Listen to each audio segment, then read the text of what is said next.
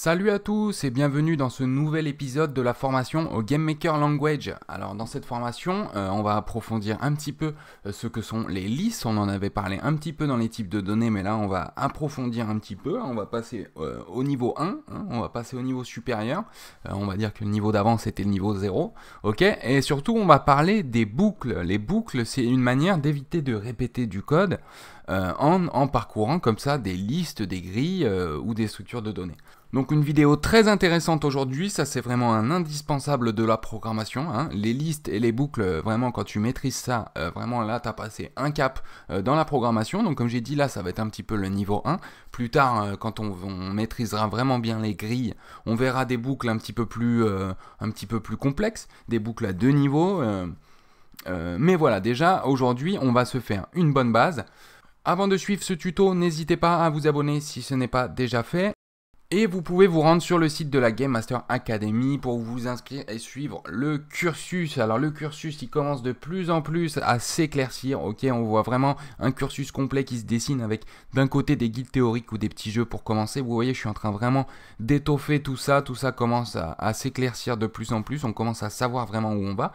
Et en plus de ça, comme par exemple pour le Game Maker Language, vous voyez, vous avez donc toutes les vidéos qu'on peut retrouver sur YouTube, mais en plus de ça, je vous rajoute toutes les ressources utiles, etc. Et je vous ajoute surtout des tutos écrits où je sais que ça peut être très utile pour certaines personnes qui aiment avoir, qui préfèrent avoir des pense-bêtes écrits ou qui préfèrent, ou qui retiennent tout simplement beaucoup mieux quand c'est écrit que plutôt d'aller naviguer dans des vidéos de 20 minutes, 30 minutes, 40 minutes.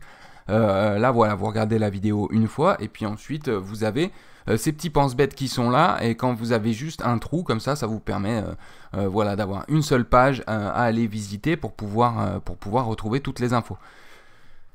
Donc voilà, j'espère que tout ceci est clair pour vous, j'espère que tout ceci va vous être utile, j'espère que tout ceci vous plaît. Si c'est le cas, pour m'aider, là c'est une seule chose à faire, vous pouvez vous abonner, vous inscrire à tout ça, et tout simplement laisser un petit commentaire, un petit j'aime. Moi je réponds à tout, et si vous avez un souci, une suggestion, vous venez en parler avec moi en commentaire ou également sur le Discord, et il n'y a pas de souci, dès que j'ai le temps on s'occupe de tout ça. Vous le savez, je suis actif quand je le peux, et en tout cas on a un petit hub de communauté aussi super sympa, super actif, et c'est tout ça qui fait plaisir. C'est ça, la Game Master Academy, ça fait plaisir. Bon allez, je vous embête pas plus, on se retrouve tout de suite dans le projet et on va parler un petit peu des listes et des boucles. Allez, à tout de suite dans le projet. Alors, nous allons donc essayer de lier un petit peu les connaissances des grilles avec celles des boucles. Je vais donc essayer de vous expliquer un petit peu les deux en parallèle, ok ? Alors, comme on a vu un petit peu dans les types de données, les listes sont des listes de données. Voilà, merci, au revoir. Non, du coup, les listes sont en fait des listes de valeurs qu'on va pouvoir mettre dans une seule variable. On peut avoir une variable qui est égale à valeur et qui là sera égale à 10, ok ? Mais si jamais je veux mettre plusieurs valeurs dans cette variable, eh bien là, je vais pouvoir créer une liste. Alors, il y a plusieurs manières de créer des listes. Une liste, ça s'appelle en anglais une array, ok, dans Game Maker.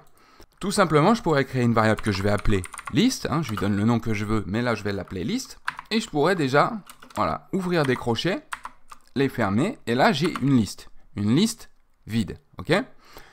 Mais dans cette liste, déjà, je peux mettre des valeurs et séparer par une virgule. Alors, je pourrais mettre 10, 20, 30, et là, je vais tout simplement lancer le debugger pour voir un petit peu ce qui se passe. Dans le debugger, je vais aller chercher mon instance d'objet test. Et dans l'objet test, j'ai donc une valeur de 10. Et là, on voit que j'ai une liste qui est une array. Donc une liste, comme je vous ai dit, ça s'appelle array, ok ? Et donc là, j'ai un plus, je peux la déplier. Et là, on voit que j'ai donc mes trois valeurs, 10, 20 et 30. Et donc, le premier index, la première valeur n'est pas la valeur 1, c'est la valeur 0. Tout commence à 0 dans la plupart des langages de programmation. Très rares sont ceux qui commencent par un 1, d'accord ? Et pourquoi ça commence par 0 ? Bien, tout simplement, si je vais dans la room, par exemple, ici, et que je regarde ma règle en haut, eh bien, c'est 0. Oui, parce que le premier pixel, c'est le pixel 0 parce que ça mesure 0 pixel, ça mesure 0 cm, vous voyez ce que je veux dire? Et bien là, on est à l'index 0 parce que c'est la première case, mais ça mesure pour l'instant 0 case, si vous voulez. C'est un petit peu voilà, la manière de vulgariser ça, un petit peu comme ça. Mais donc, il faut se rappeler que tout commence toujours par 0. Voilà, la case 0, 0, c'est la première case, ok? Donc là, l'index 0 de ma liste, c'est la première valeur de ma liste. Donc, j'ai 3 valeurs ici. Alors, ok, dans une liste, je peux mettre des valeurs ici numériques. Et vous savez que dans les types de données qu'on peut mettre dans une variable, nous avons également des textes. Mon texte, ça va être Henri. Ça peut être des textes, ça peut être des décimaux, ça peut être des booléens, et ça peut également être des listes. Eh bien, dans une liste, là, je peux encore rajouter des valeurs. Je peux mettre une valeur ici, mon texte, ok? Et je peux également mettre des variables. Je peux rajouter la variable valeur et je peux rajouter la variable texte, ok? Si je relance le débugger, je vais voir mon instance et vous allez voir, voilà, j'ai bien tous les textes qui ont été ajoutés et les valeurs des bonnes variables, ok? J'ai le 10 et le Henri ici qui correspondent à mes deux variables. Alors comme je vous le disais, le tuto d'aujourd'hui, on va dire que c'est un peu un tuto de niveau 1. On va apprendre le niveau 1 des listes et des boucles pour pouvoir aller naviguer un petit peu dedans. Et puis plus tard, on verra des choses un petit peu complexes. Donc je vais vous montrer là, mais je ne vais pas trop vouloir vous embrouiller. Mais je pourrais avoir, on verra plus tard aussi avec les structures, mais je pourrais avoir par exemple une variable perso1, personnage 1, qui serait égale à du coup Henri. Je vais dire qu'il a 10 PV et je vais dire qu'il est au niveau 1 pour commencer. Ok. Et on va avoir un PNJ. Voilà, là je fais des choses bidons comme ça. Là c'est Robert. Ok. Et lui par contre, voilà, il a 12 et il est au niveau 2. Voilà, là j'ai fait des listes. Mes persos ont des listes de données. C'est pas ce qu'on fera plus tard, mais admettons. Et donc j'ai deux persos qui sont deux listes de données. Et je pourrais créer une liste que cette fois-ci je vais appeler personnage. Ok. Et dans ces personnages, cette liste va être une liste de persos. Donc on peut également stocker des listes en données. Ok. Perso 1. Perso 2, je lance le débugger. Et là, dans les instances, j'ai donc les perso 1 et perso 2. Et j'ai personnage. Voilà, donc une liste à 2 index. Et chacun de ces index est une liste. Donc là, on a fait comme qui dirait un tableau finalement, un tableau, une liste à 2 dimensions. Mais on peut faire comme ça, rajouter autant de dimensions qu'on le veut.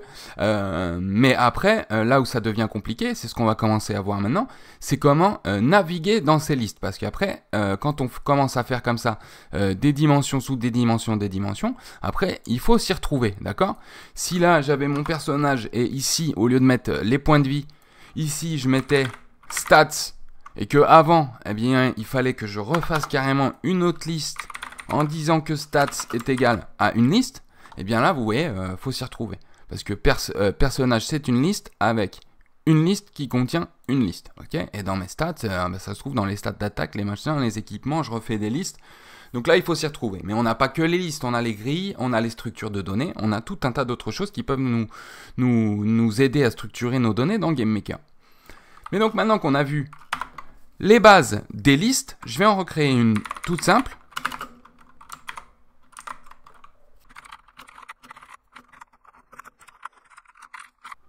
Voilà, donc là j'ai créé une liste toute simple avec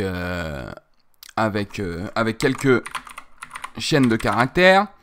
Voilà, j'ai des entiers, des décimaux, un booléen, et puis on va s'arrêter là. J'ai un undefined aussi, et ça ira bien. Donc là, j'ai une liste.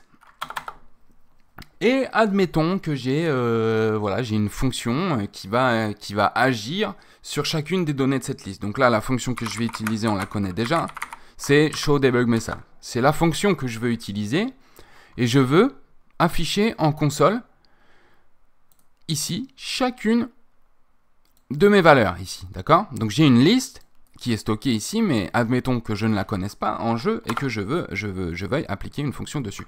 Alors là, si je veux accéder à la première valeur de la liste, ça va être liste. J'ouvre les crochets comme ça, et ici je mets l'index. Donc si je mets l'index 0, c'est donc la première ligne de ma liste. Si je lance le jeu, j'ai un José qui s'affiche ici, donc le premier index. Ok. Si je voulais donc afficher toutes les cases de ma ligne, j'en ai 3, 4, 5, 6, 7, 5, 4, 5, 6, 7. Hop, alors c'est parti. Voilà. Donc de 0 à 6, j'ai bien mes 7 index. Donc là, vous comprenez, il commence à y avoir une petite répétition de code là. Et là, par contre, voilà, j'ai bien ma fonction, elle marche bien comme je veux. J'ai bien une ligne pour chaque valeur. C'est bien ce que je veux. Elles sont là dans l'ordre. En plus, c'est bien ce que je veux. Ok. Mais par contre, on répète du code. C'est pas très optimisé, ça, d'accord? C'est là qu'interviennent les boucles. Alors, je vais vous parler de la première boucle la plus simple, qui est la boucle repeat.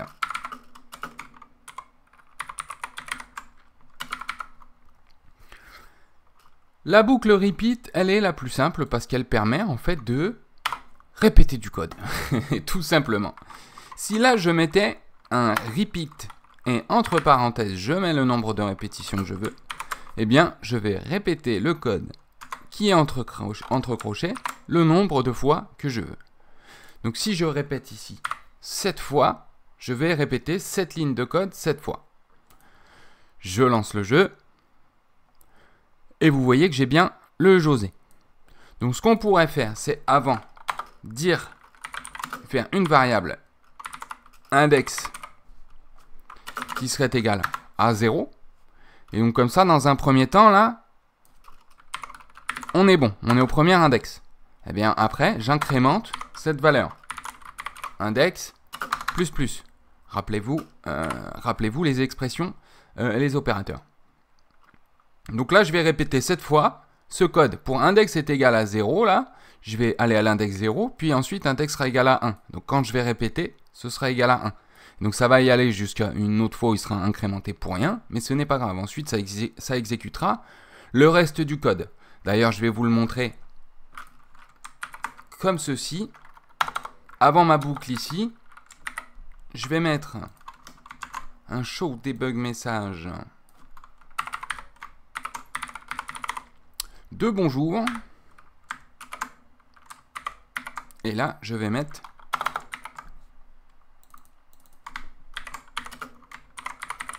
un au revoir. Alors, je vais lancer mon jeu. Et donc, vous voyez, j'ai bien le bonjour. Donc, mon code est ici. Il exécute le bonjour. Et ensuite, j'ai bien ma boucle. Le code ici est répété 7 fois avant de passer à la suite. Ok. Le repeat, là, n'influe bien que ici. Et ensuite, on continue la route normalement, d'accord? On continue le script dans l'ordre normal. J'exécute cette ligne. Je répète 7 fois tout ce qui est entre crochets et j'exécute cette ligne. Ok? Donc là, on a un script qui marche parfaitement. Ok? Donc ça, c'est la première boucle repeat. Elle peut être très utile quand on répète des choses aléatoires, comme par exemple créer des particules. On peut répéter de créer 100 particules et dedans, on a un script de création aléatoire. Voilà, cette boucle repeat peut être assez utile à plusieurs moments finalement. Mais quand on a besoin d'un index comme ça et qu'on l'incrémente, on a tendance plutôt à utiliser une boucle for qui est parfaite pour ça. Alors, pour vous mettre un rappel sur le site tout à l'heure, ce que je vais faire, tout ça, je vais me le garder. Mais par contre, je vais le commenter. Et maintenant, on va avoir la boucle for. Et je vous rappelle quand même qu'on a toujours notre liste qui est là-haut. Hein. Ça, c'est OK. Alors, la boucle for, en fait, on veut faire exactement la même chose que le repeat ici, en fait. On veut répéter ce code 7 fois, mais en commençant avec un index qui est égal à 0, puis 1, puis 2, puis 3, puis... Et en plus, on aimerait bien que cette fonction, cette boucle for, elle soit capable de repérer la taille de notre liste pour s'arrêter à temps. Ce serait pas parfait, ça? Ce serait parfait. Alors, donc déjà, on aura un index, ça va commencer à 0. Et nous, on voudrait connaître déjà la taille de cette liste-là. Alors ça, c'est très simple. Je vais créer une variable size qui va être égale à array length. Et là, ça me donne la longueur, en fait, de la liste. Donc là, comme vous voyez,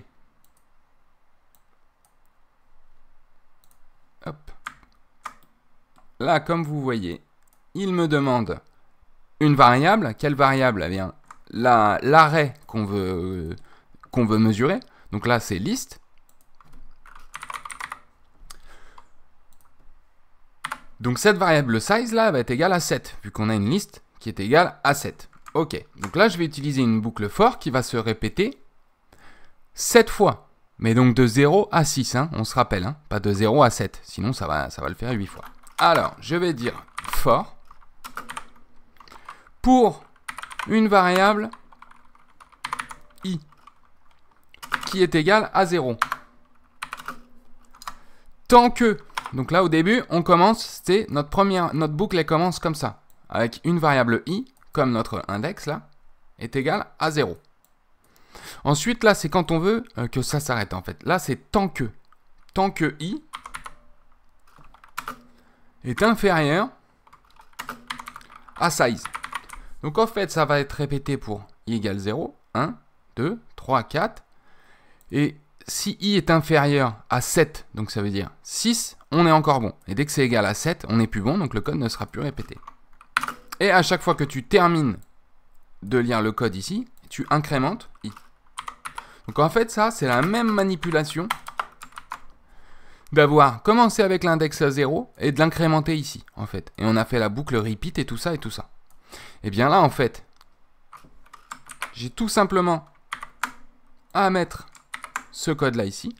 Mais du coup, là, c'est pas index. On peut se servir de cette variable i, là.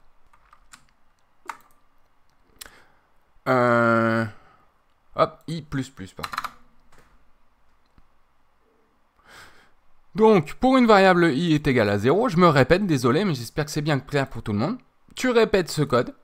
Pour une variable i est égale à 0, tu rajoutes 1. Donc, tu le fais pour i est égal à 1, i est égal à 2. Tu fais ça tant que i est inférieur à 7. Ok? Je lance.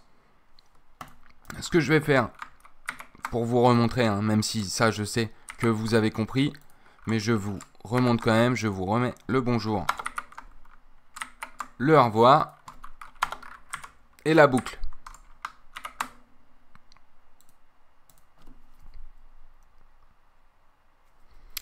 Alors, qu'est-ce qu'on a? On a bien de José jusqu'à undefined. On est bon. On a tout. On a le false. Donc false c'est 0. Hein. False c'est 0. On a bien les nombres à virgule. Vous voyez, ça s'arrête à 2 décimales. C'est normal. On a 10. On a tout. On a tout ce qu'il faut. On a tout ce qu'il faut. Donc cette boucle, elle est bien plus utile quand on a besoin de l'index comme ça. D'accord? Une boucle repeat comme celle-là, en général, ça va être quand on n'a pas besoin de se servir de l'index. Ok? Donc en général, voilà, quand vous voulez répéter vraiment 7 fois un code à l'identique, vous utilisez une boucle repeat. Hein. Par contre, quand vous avez besoin de l'index, là, c'est toujours beaucoup mieux la boucle for. Voilà. Et comme ça, vous avez... là, vous pouvez mettre le nom de variable que vous voulez. Hein. La convention veut qu'on utilise i. Après, il y a des gens qui ne la mettent pas forcément aussi en variable locale. D'accord? Mais alors ça, si vous la laissez en variable d'instance, c'est pas très conseillé parce que finalement ça la garde en mémoire alors que ce i on va s'en servir qu'ici, d'accord? Donc c'est toujours mieux en variable locale et comme ça c'est tout de suite nettoyé après. Et puis voilà, vous savez tout. Maintenant je vais vous montrer une dernière petite boucle qui elle, alors attention, on a vite fait de faire une erreur. Et d'ailleurs, je vais faire exprès en dernier recours de faire une erreur, histoire de vous montrer ce que c'est. Comme ça, vous ne serez pas surpris quand ça vous arrivera. Là, ça va être la boucle while. La boucle tant que. Alors, la boucle tant que, elle va répéter du code tant que, en fait. C'est-à-dire que, par exemple, je pourrais avoir un score qui est égal à 0. Et je pourrais, par exemple, vouloir ajouter du score tant que score n'est pas égal à 100. D'accord? Donc, je pourrais dire que while tant que score est inférieur à 100, eh bien, on va dire score plus plus, et on va dire en plus un show debug message de score. Comme ça, on sera au courant. Donc là, on déclare score égal à 0. Tant que le score est inférieur à 100, eh bien, tu lui en rajoutes et tu me montres le score. Je lance le jeu et je devrais avoir eh bien, 101 lignes de code du coup. On va pas les compter, hein, mais on voit bien qu'on est à 100, mais comme ça commence à 0, ben non, ça commence à 1 parce qu'on l'incrémente, on l'incrémente direct avant de le montrer. Autant pour moi. Donc on répète bien ce code-là 100 fois. Mais alors pourquoi est-ce que c'est dangereux la boucle while? C'est dangereux parce que il va pas répéter score plus plus et ça à chaque frame. Hein. Il va exécuter ce script-là à chaque frame. Et donc ça, là, ça va être exécuté à la même frame, d'accord? Ça va être exécuté, là, en une milliseconde, là, c'est exécuté, d'accord? Et à un moment donné, il va se retrouver dans le cas où score est supérieur à 100. Parce que là, je l'incrémente. Mais si j'oublie ça, eh bien, dans la même frame, là, il va essayer d'exécuter ce code tant que score est inférieur à 100. Mais score, il le sera toujours. Infiniment, il sera inférieur à 100. Parce que on ne l'incrémente pas. Il sera toujours égal à 0 là. Donc si là je lance le jeu, il va se passer quoi? Alors si je fais freeze mon enregistrement, je le relancerai. Mais alors là, normalement, je vais carrément faire freezer GameMaker là carrément. Voilà, il essaye de lancer le jeu, rien ne va. Rien ne va. Là j'ai des zéros, le jeu ne se lance pas. Hop, je peux cliquer sur stop. Eh ben rien ne va plus. C'est bon, est-ce que l'enregistrement est toujours là? Ouais, donc vous voyez. Et ça, quand c'est en jeu, là moi c'est à la création, donc le jeu s'est pas lancé. Mais si c'est en jeu, par exemple vous ouvrez votre inventaire, un menu, je ne sais pas quoi, vous avez une boucle while, allez savoir pourquoi. Et bien là vous êtes en jeu, ben le jeu se freeze. Hein. Le jeu se freeze, c'est fini, d'accord? Donc les boucles while, ça peut être très utile. Ça peut être très très utile, je m'en sers moi pour les collisions et tout ça, vous le verrez plus tard sur la chaîne si vous commencez tout juste votre cursus. Vous verrez plus tard sur la chaîne qu'on s'en sert pour certaines choses, mais alors il y a des précautions à prendre. Mais je pense qu'on a tout vu sur les boucles, hein, donc je vous rappelle un petit clic avec la molette.